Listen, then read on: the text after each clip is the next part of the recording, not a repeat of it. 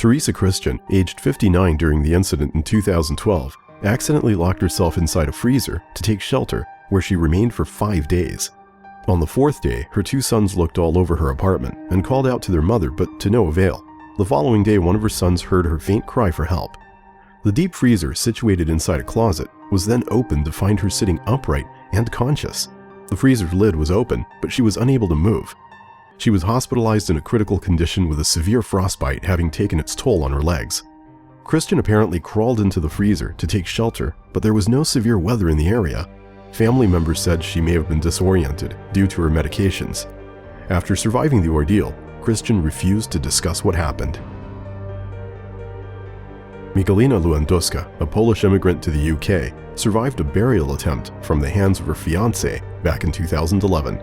Describing the ordeal to a British court of the fear she felt as she lay buried in the ground, with her hands and feet tied by tape in a concealed cardboard box and slowly suffocating, she stated she prayed at the time to survive so that she could look after her young son. Her husband-to-be and an accomplice buried the mother of his child alive. He first tasered her, then tied her up before placing her into a cardboard box and burying her under 4 inches of earth and a 90-pound tree branch in the woodland. Entombed underground for half an hour, she used her engagement ring to cut the tape bounding her, after which she dug her way out. Her attackers were both sentenced to 20 years in prison. Ironic, isn't it, that her fiancé buries her alive and her engagement ring saves her life. Everyone would naturally fear a situation similar to the one depicted in Tom Hanks' Castaway. Jose Alvarenga, however, claimed he set out from Mexico in his 24-foot boat in late 2012, was blown out to sea, and survived on the open ocean for 13 months until washing ashore around 5,000 miles away in the Marshall Islands on January 30th, 2014. He reportedly survived on a diet of raw fish, turtles, small birds, sharks, and rainwater, while he resorted to drinking turtle blood and his own urine when the latter was unavailable. When he eventually swam to shore, 2 locals found him naked, clenching a knife and shouting in Spanish. 1999 saw 47-year-old Joan Murray having an experience everyone fears when diving: failure of her main parachute opening after diving over 14,500 feet. She was less than 1,000 feet from the ground when she managed to deploy her reserve chute, but she spun out of control when her parachute lost most of its air volume. She made full impact into the ground at a speed of 80 miles per hour, landing on top of a large fire ant mound. The majority of bones on her right side were broken, while her teeth smashed out of her mouth during impact. She survived though, albeit in an unconscious state. The fire ants bit her over 200 times before paramedics came to her aid. The ants, however, in all likelihood, saved her life, as the bites may have aided in Joan's survival by inducing an extreme adrenaline response. After 20 reconstructive surgeries, Joan took her 37th dive in 2002. A series of tornadoes took course within Central America in late May 2013. A twister that tore apart the town of Moore, Oklahoma, killed 24 people. 11 days later, 9 more people died as multiple twisters continued in the state. An E4 tornado, which had the second most powerful rating among the twisters, was seen by husband and wife Geary and Suzan Whaley, who were driving home on the highway. While they don't recall anything else that happened after, it's believed that they attempted to pull under an overpass where the twister arrived, in turn lifting their truck and sucking them out the windows. Suzan was recording the twister on her phone and incredibly continued to record throughout the entire ordeal. She could barely remember waking up on the ground with her phone in her hand. Her husband was found over 50 feet away with numerous broken bones, but alive. Their dog Rocky was with them when they were sucked into the tornado and went missing afterward. He was found 4 days later, trapped under some debris and in stable condition. Number 5. Aron Ralston amputated his lower right arm to survive the mountains.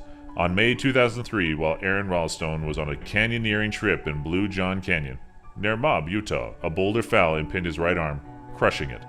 After carving his name, date of birth in the boulder, drinking his own urine, and videotaping his goodbyes, he decided to amputate his arm.